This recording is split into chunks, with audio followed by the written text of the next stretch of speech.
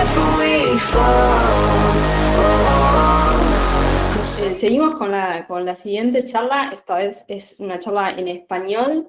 Va a estar a cargo de Paola Pérez y Erika Vega, ellas son de Venezuela y Colombia respectivamente, y nos van a hablar sobre seguridad en el enrutamiento a través de Internet, a través de la comunicación que se produce entre sistemas autónomos, por ejemplo. Sin duda va a ser una charla súper interesante. Así que bueno, sin más introducción, los dejo con Paola y con Erika.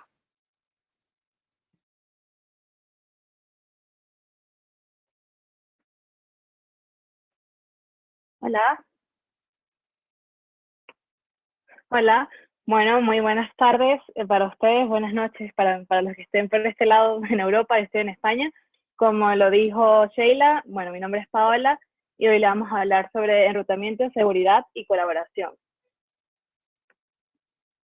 Los objetivos de esta charla básicamente es mostrarles a ustedes la adopción de diferentes tecnologías y normas para lograr el enrutamiento global de una forma más segura, asimismo evitar la propagación de la información por enrutamiento incorrecto, mostrarles la seguridad para el tráfico con direcciones IP falsas y bueno, facilitar entonces la validación de la información de enrutamiento a escala global para evitar incidentes de seguridad. Primero vamos a explicarles algunos conceptos básicos, en ese caso los RIRs o los Regional Internet Registry son organizaciones a nivel global, en este caso son 5 organizaciones específicamente, donde estas manejan el esquema de funcionamiento de Internet y hacen alusión a la asignación de recursos de Internet. En el caso específico de Latinoamérica es la CNIC. Pero, ¿qué son los recursos y quién puede usar un recurso? Cuando les menciono recursos, nos referimos prácticamente a las los bloques direcciones IPv4, los bloques direcciones IPv6 y los sistemas autónomos. Y cualquier organización puede obtener recursos. Para publicarlos, pues debe haber entonces que se tiene que apoyar en su upstream o los peers o los proveedores de servicio. Y entonces el RIR, en ese caso, si hablamos de Latinoamérica, sería la CNIC, pues asigna los prefijos que va a anunciar. Esto puede ser bajo diferentes maneras, bien sea bajo las Letters of Authorization, los IRR, que es un esquema de políticas de asignación de recursos, un esquema de políticas de asignación de recursos bajo vía email o por forma web. Los proveedores o los peers verifican el derecho del uso a través de los UIs del RIR, en este caso bueno, de la CNIC, donde es información que no está firmada y no es utilizable directamente para el ruteo, o en el UIs IRR, que también es información no firmada y tiene pocos mecanismos para autentificación del derecho de uso. Esto quiere decir que, bueno, más básicamente, si queremos la integridad del sistema, va a depender mucho de la confianza que exista entre los peers. Pero, ¿qué es un sistema autónomo como tal? Un sistema autónomo indica puntualmente una red que está bajo una misma política de enrutamiento, tiene un mismo protocolo de enrutamiento y tiene un mismo propietario y un control administrativo. Es un identificador, está identificado por un número de 32 bits y se conoce como número de sistema autónomo.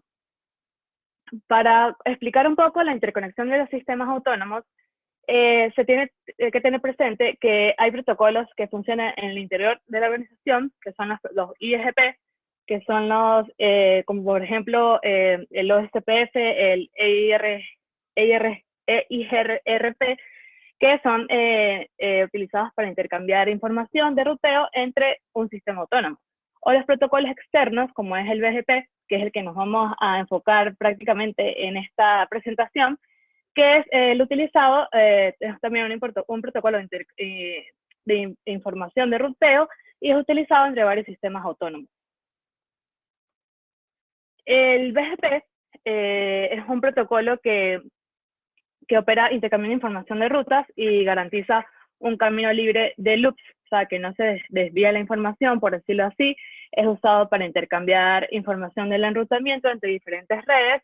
Está descrito en el RFC 4271 y es la clave, los sistemas autónomos son su clave esencial. Pero ¿por qué se dice que BGP es inseguro?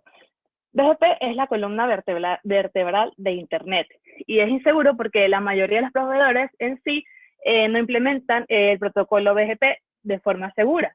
Esto deja Internet vulnerable y abierto a secuestro de rutas de manera maliciosa. Un caso que fue muy famoso fue el de Cloudflare en junio del año pasado, donde, donde puntualmente Verizon, que era su upstream, no hizo el filtrado de una ruta inválida y por eso entonces trajo como resultado la indisponibilidad del servicio. A continuación, mi compañera Erika les va a explicar lo que significa el secuestro de rutas.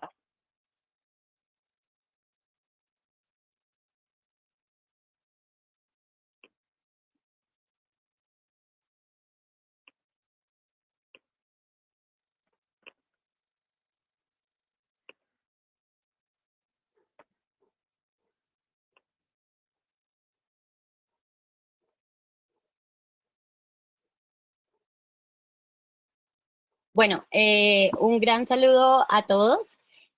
Continúo entonces con lo que venía explicando Paola hace un momento, teniendo presente todos estos incidentes que nos mencionaba ella hace un momento, los incidentes que vemos que, pues digamos, como tal, informados como leaks o como hijacking o secuestro de rutas, pues vamos a mirar este escenario de secuestro de rutas, en donde tenemos este esquema. Vamos a hacer el ejercicio principalmente con el sistema autónomo 40, sistema autónomo 20, sistema autónomo 10, teniendo presente que pues son sistemas autónomos diferentes, es decir, que tenemos a personas, administradores de red diferentes con diferentes políticas.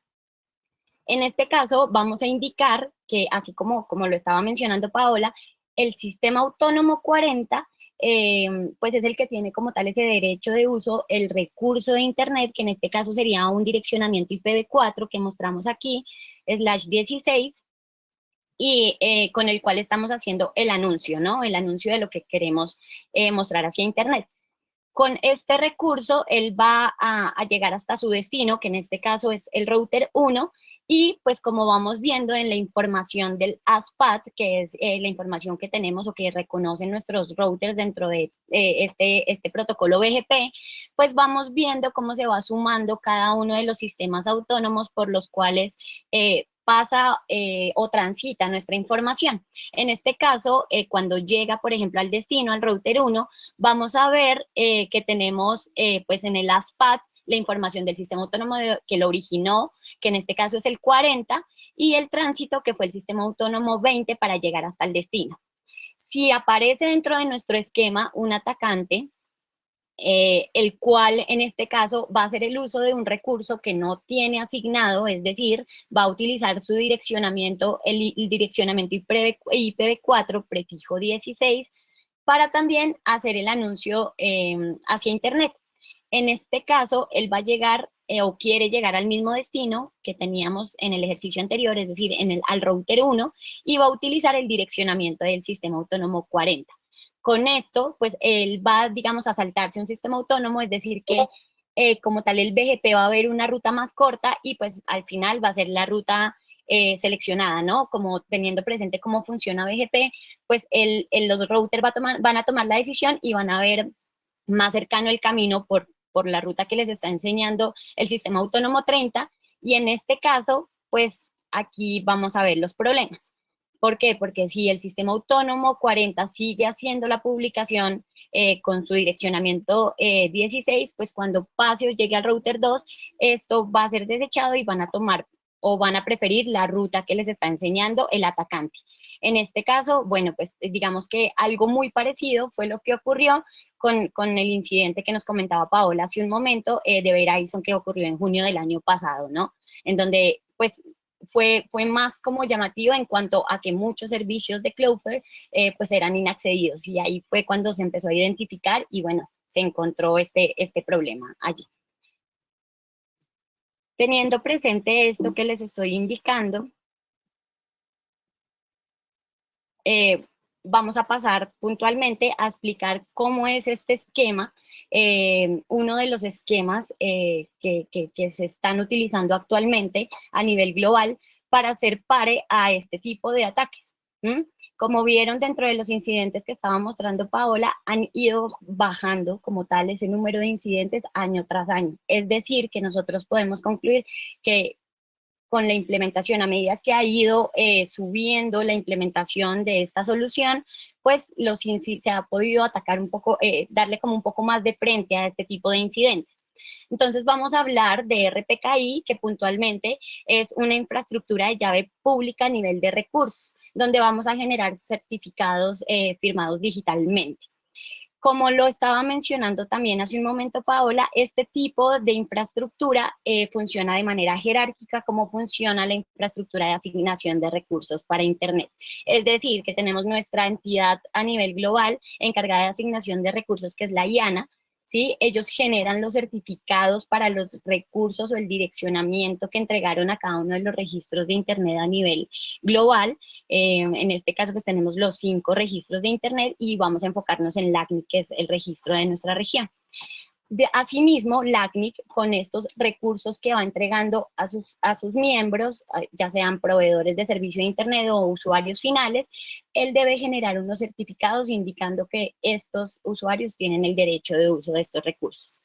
Y así, pues, digamos que puntualmente vamos viendo esa infraestructura a nivel de jerarquía. ¿Qué compone como tal esta solución de llave pública para los recursos? Pues vamos a generar unos objetos firmados digitalmente que los vamos a llamar ROAs, los vamos a ver a detalle más adelante. Adicionalmente, bueno, un poquito como para ponerlos en contexto, estos ROAs los podríamos comparar, por ejemplo, con los road o los road 6 que encontramos nosotros en la información de los IRR. ¿Sí? Que puntualmente nos va a mostrar información de sistema autónomo y prefijo que va a ser publicado por ese sistema autónomo. Los ISPs como tal pueden definir cómo realizar o firmar sus recursos y esta firma de estos recursos, pues puntualmente la tarea la deben hacer las entidades que tienen los recursos propios, ¿sí? Si han sido asignados directamente por su registro de Internet, pues esta tarea debe ser, digamos, pues realizada. Si nosotros estamos recibiendo los recursos, por ejemplo, de nuestro proveedor de servicio, nosotros somos una entidad como usuario final y estamos recibiendo nuestros recursos de nuestro proveedor de servicio, pues nosotros no deberíamos hacer la tarea de firmar esos recursos porque no son nuestros. La entidad que debería firmar los recursos sería, en este caso, el proveedor de servicios para entregarnos a nosotros un esquema de conectividad seguro.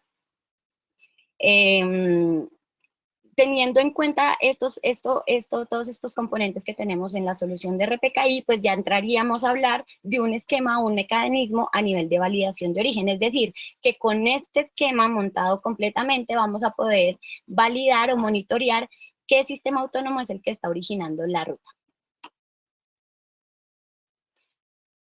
En este momento estamos viendo la arquitectura completa que compone la solución de RPKI, teniendo puntualmente los componentes que vamos a tener allí, indicando que vamos a tener unos repositorios que son unos servidores que están alojados en diferentes alocaciones a nivel mundial y estos repositorios puntualmente van a tener allí la información de estos certificados digitales generados a nivel global. Entonces, cada registro de Internet tiene su repositorio con la información de los certificados digitales que se han generado, es decir, con la información de esos ROAs.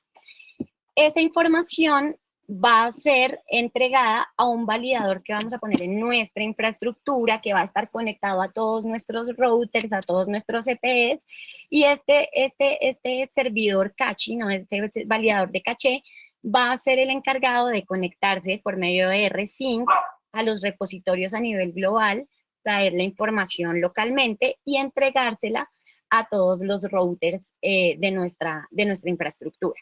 Estos routers pues van a replicar la información por medio del protocolo RTR y desde allí cada uno va a empezar a conocer dentro de su información de BGP un atributo más, que en este caso este atributo se llama estado de validación.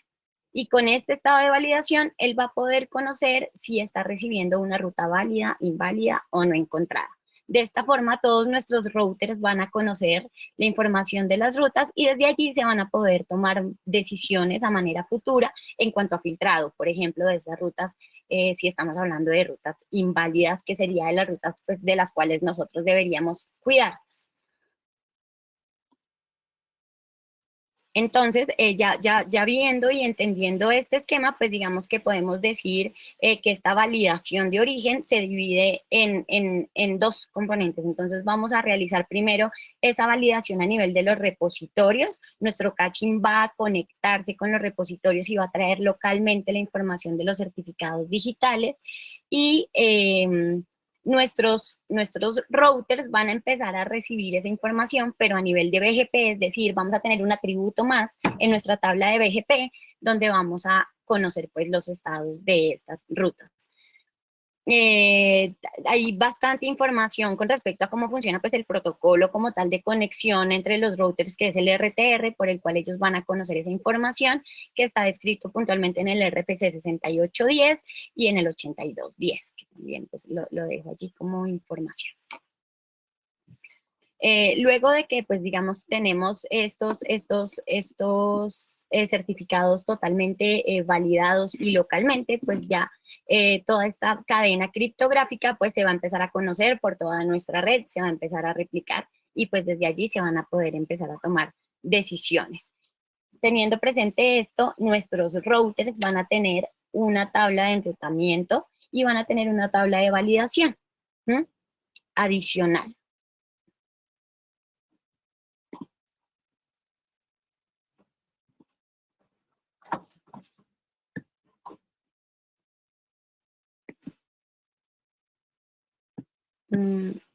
Ok, entonces continuamos. Ahí, no sé, creo que se quedó un poco parado aquí, que lo estoy cambiando. Tenemos un problema con la presentación.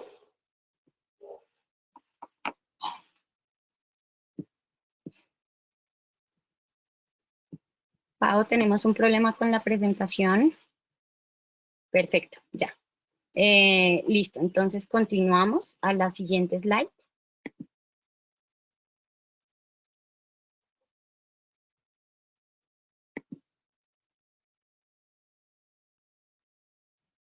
Perfecto, seguimos.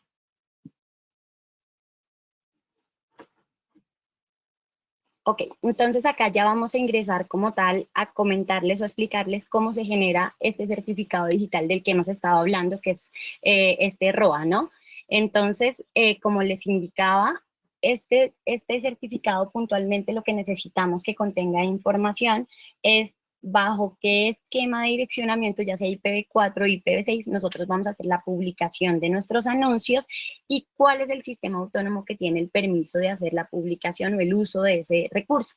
Entonces, este es un ejemplo de cómo se crea el ROA. Puntualmente estos certificados digitales nosotros los vamos a crear dentro de un portal de nuestro registro de internet, que en este caso es LACNIC, y dentro de ese portal nosotros vamos a tener el espacio para empezar a generar todos los certificados digitales según como nosotros tengamos nuestro esquema de direccionamiento.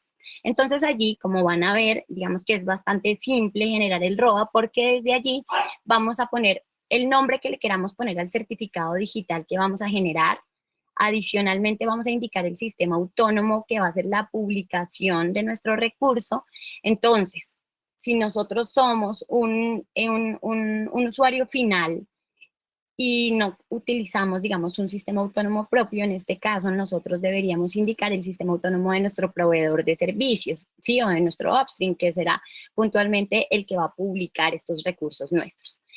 Adicionalmente vamos a indicar pues la validez del certificado digital, que la idea es que pues esta validez esté enfocada en el tiempo o en la duración que nosotros vamos a tener esta relación de confianza con nuestro proveedor de servicio o pues el dueño de este sistema autónomo que va a hacer la publicación. Si nosotros tenemos un sistema autónomo propio, pues el certificado se debería generar con nuestro sistema autónomo propio con el que igual vamos a hacer la publicación de nuestros anuncios. Y luego en la parte final vamos a indicar cuál es ese recurso que se va a publicar. En este caso estamos hablando, en este ejemplo, de un direccionamiento IPv4 prefijo 22, o sea que fue el que recibió la entidad del RIR, del registro de Internet del ACNIC, y este está indicando que este lo ha desglosado, o sea, lo ha subdividido en diferentes bloques 24. Es decir, que ese sistema autónomo tiene permiso para publicar el direccionamiento, ya sea 22 o en sus subredes o en las redes que se hayan generado desde allí, /24. Entonces, desde allí ya tenemos pues nuestro certificado generado sin ningún problema.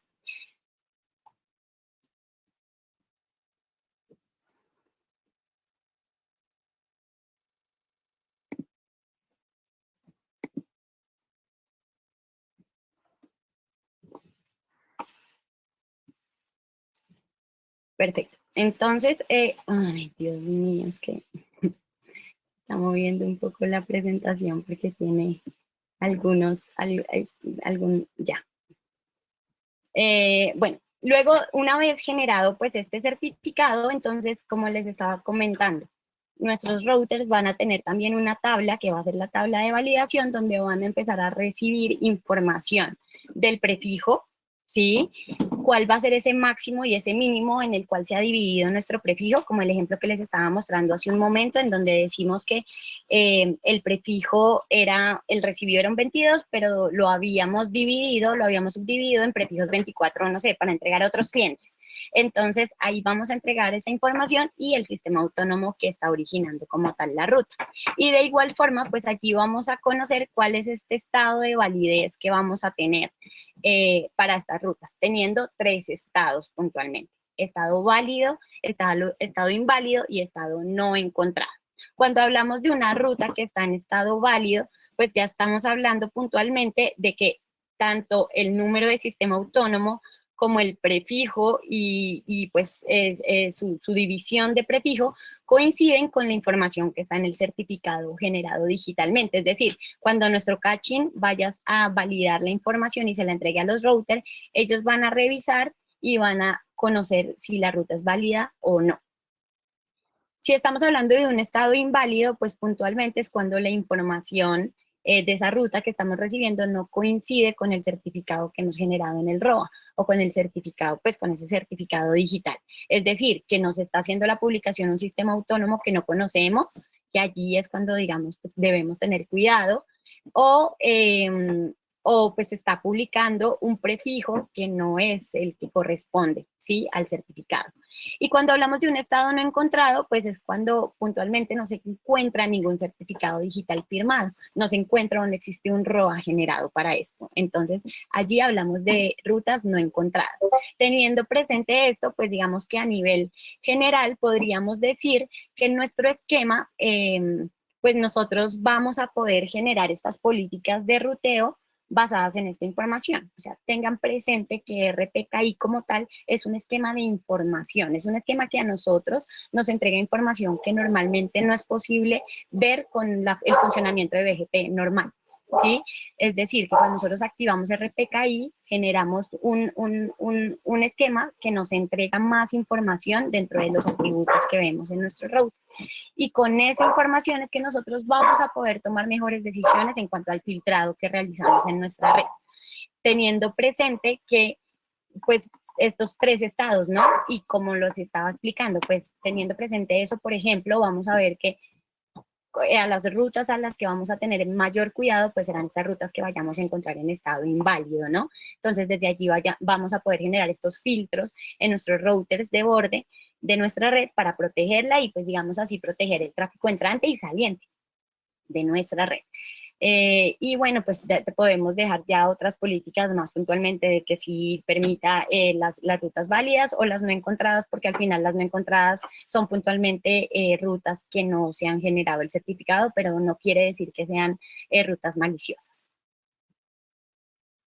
Teniendo este esquema presente, pues ya, digamos, voy a entrar a hablar un poco de las normas mutuamente acordadas para la seguridad en el enrutamiento, traducido como Manners, que al final pues es una iniciativa a nivel global que fue creada en el año 2014 y que es totalmente respaldada por Internet Society. La idea de estos acuerdos que se hacen a nivel global, pues es que podamos generar un esquema de enrutamiento en todo el mundo de manera segura. O sea, que todos los diferentes sistemas autónomos que tenemos, las diferentes redes que se interconectan entre sí, hagan 4 simples acciones que enlistan allí para lograr, pues, entregar, generar un sistema de enrutamiento seguro y entregar información segura, pues, a nuestros peers. De igual forma, en estas normas mutuamente acordadas, nos entregan los 4 puntos que nosotros debemos ejecutar dentro de nuestra red o estas acciones, enlistándolas de esta forma: filtración, anti-spoofing, coordinación y validación global, teniendo como en el punto de validación global que allí se están refiriendo puntualmente a implementar este esquema de RPKI de validación de origen en nuestra red. Con esta validación global, pues todos los peers al final van a poder conocer los estados de las rutas y vamos a poder estar un poco más seguros a nivel de monitoreo. En cuanto al punto 3, que es el de coordinación, pues ya más que todo se enfocan en cómo nosotros debemos informar, publicar la información de nuestra red, de los administradores de nuestra red, cómo debemos indicar, por ejemplo, las alocaciones donde tenemos nuestros puntos donde publicamos nuestros servicios. Por ejemplo, allí ya hablamos de herramientas como PeeringDB, como Whois. Si ya pasamos a la segunda acción, pues vamos a hablar de anti-spoofing, que puntualmente pues es una solución para prevención de tráfico de direcciones IP de origen que son falsificadas. Y la parte de filtración, que ya serán esas políticas que nosotros vamos a aplicar en nuestros dispositivos basados en, pues, la información que recibimos, y como les indicaba, si nos estamos apoyando del esquema de RPKI, pues vamos a poder lograr tener información más a detalle para hacer este punto de una manera, pues, con más conciencia. En muchas ocasiones, muchos de los problemas o incidentes que se presentan son problemas de malas prácticas a nivel de configuración o errores como tal humanos, pero bueno, la idea es que conozcamos todo esto, que lo podamos monitorear y podamos actuar a tiempo para no tener problemas en nuestro enrutamiento a nivel global. Entonces, finalmente, pues quiero cerrar con unas conclusiones dentro de todo lo que indicamos allí, en donde pues tenemos, pues digamos, como ese esquema, lo que explicaba Paola en cuanto a BGP, que el sistema de ruteo normalmente pues es uno de los pilares de Internet, pero pues es un esquema muy vulnerable a ataques y a configuraciones erróneas. Por esto, digamos que se ha hecho un gran avance en este esquema de enrutamiento seguro en cuanto al tema del uso de RPKI, estas acciones que nos mencionan desde Manners, que se están, digamos, hablando a nivel global, y pues todo este esquema de validación a nivel del origen. ¿Qué es necesario o cuáles son los pasos que debemos seguir? Pues continuar con este despliegue a nivel Latinoamérica para realizar el despliegue de RPKI, de validación de origen. Entre más redes estén haciendo esta validación, más información vamos a poder conseguir. Hablar un poco del grupo de trabajo que documenta este tema de RPKI, que puntualmente es el grupo de trabajo de la IETF, que se llama Sidrox, y desde allí pues vamos a poder, cualquier persona puede participar en estos grupos de trabajo y desde allí van a poder conocer información a detalle de este tipo de validación. Y otra cosa importante como conclusión es que estos certificados, recuerden que la responsabilidad de generar este tipo de certificados es puntualmente de los dueños de los recursos de Internet. Recuerden que cuando hablamos de recursos de Internet hablamos de direccionamiento IPv4, direccionamiento IPv6 y números de sistema autónomos. Entonces, desde allí es que vienen las responsabilidades. Con esto finalizamos. Quiero darles las gracias por el espacio y bueno, quedamos atentas a las preguntas que puedan tener. Muy buena charla. La verdad que estuvo muy buena, muy clara. Muchas gracias, Paola y Erika, por la presentación. Estuvo excelente. Estoy mirando el chat a ver si hay alguna pregunta. También estoy mirando en Discord si alguien quiere preguntar algo. Ahí tenemos una pregunta que dice: ¿qué tipo de organizaciones, personas estarían interesados en ataques al protocolo BGP? ¿Qué puede hacer un usuario normal de Internet para protegerse de este tipo de ataques? Bueno, si quieren respondemos la primera. ¿Qué tipo de organizaciones estarían interesados en ataques al protocolo BGP? Ok. Bueno, pues principalmente las organizaciones pues que más deberían estar interesadas en este tipo de ataque pues son los proveedores de servicio. lo mismo, estos upstream que utilizamos, los proveedores de tránsito, por ejemplo, estas CDNs, estas redes de generación de contenido, como lo es Cloudflare, pues porque al final son estos los que manejan la mayor cantidad de tráfico, los que manejan la mayor cantidad de recursos a nivel de Internet, y pues son los que especialmente más cuidado deben ponerle a sus configuraciones y deben tener más, poder monitorear y visualizar más pues la información que entra y que sale de su red. Buenísimo. Y la otra pregunta era, ¿qué podemos hacer nosotros como usuarios normales de Internet para protegernos de este tipo de ataques? Bueno, como usuarios normales, digamos que pues ya conociendo un poco de fondo este esquema de RPKI o de estas buenas prácticas que les hablábamos de Manners, pues la idea es que nosotros tenemos todo el derecho de como usuarios solicitar esto a nuestros proveedores de servicio de Internet. Así tenemos la seguridad de que pues la información que estamos recibiendo es información que no, pues digamos puede venir de puntos que vengan, pues no sé, de atacantes, ¿sí? Si somos usuarios finales, que al final no administramos recursos, no tenemos direccionamiento propio y demás, pues es más como el solicitar esto a nuestros proveedores de servicio, así logramos expandir pues la implementación de este tipo de recursos a estas infraestructuras críticas, que al final son los proveedores de servicio, los proveedores de tránsito, y de esta forma, como usuarios finales, vamos a lograr expandir un poco más o ayudar a que este tipo de iniciativas se expandan más. Ustedes saben que al final siempre el cliente tiene la razón y pues como última salida de estos proveedores de servicio, la única que van a tener es hacerte, pues digamos, como caso a tu solicitud. Entonces es como más decir, por favor, quiero validar si el direccionamiento que me está entregando tiene su certificado digital firmado, si digamos es un recurso que se puede validar o monitorear. Entonces, bueno, ahí ya van a saber que estamos hablando del tema de RPKI.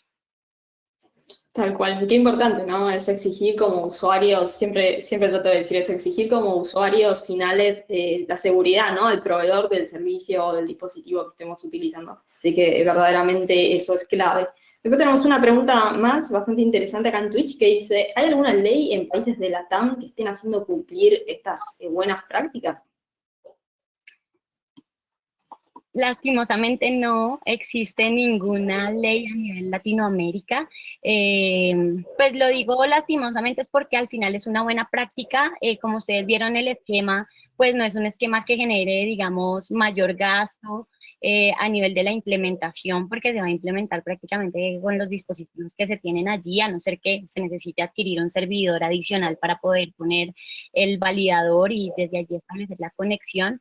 Pero lastimosamente no existe ninguna política que pues, que les pida implementar esto, pero gracias a todo el tema de sensibilización y capacitación que se ha realizado puntualmente, más que todo desde el registro de Internet, que es LACNIC, pues a nivel Latinoamérica estamos muy bien en la implementación de este protocolo. De hecho, estamos mucho mejor que en Europa, por ejemplo, o en algunos estados como en Asia. Entonces, bueno, pues la idea es que podamos seguir subiendo o ayudando con la implementación de este tipo de soluciones para así seguir aportando a minimizar esta cantidad de incidentes que se presentan a nivel del enrutamiento. Cabe destacar también, para agregar algo de Manners, que justamente como lo indicó Erika, es una iniciativa de Internet Society y uno de sus objetivos de alto nivel a largo plazo es que Manners o las acciones de Manners sean vistas como una norma en todos los operadores de red a nivel global. En Latinoamérica, yo sí puedo decir que, por ejemplo, México ha tomado bastante liderazgo en las universidades de México, están implementando las normas mutuamente acordadas a Manners. Excelente. Acá alguien en Twitch pregunta justamente si hay alguna entidad reguladora u auditora de estas buenas prácticas.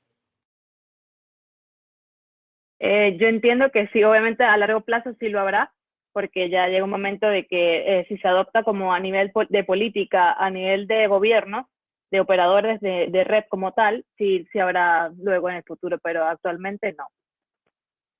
Sí, en este momento, digamos, Buenísimo. puntualmente el registro de Internet o LACNIC es el que nos entrega la información o el que conoce la información a nivel global de cómo ha ido subiendo la implementación y a nivel de todos los recursos que ellos administran, cuáles ya han sido firmados y cuáles no. Excelente. Hay una última pregunta que veo, a ver, acá en Twitch. ¿Qué tan seguro es que no exista la venta de bases de datos de certificados RPKI? Bueno, como tal, la venta de certificados RPKI pues no va a existir y no va a poder existir porque recuerden que utilizamos el mismo esquema que utilizan para asignación de recursos. Es decir, que la única persona que va a poder tener el permiso o el poder de generar el certificado, es decir, de ingresar, porque esto lo hacen directamente desde un portal del RIR, del registro de Internet, o sea, es totalmente controlado por ellos.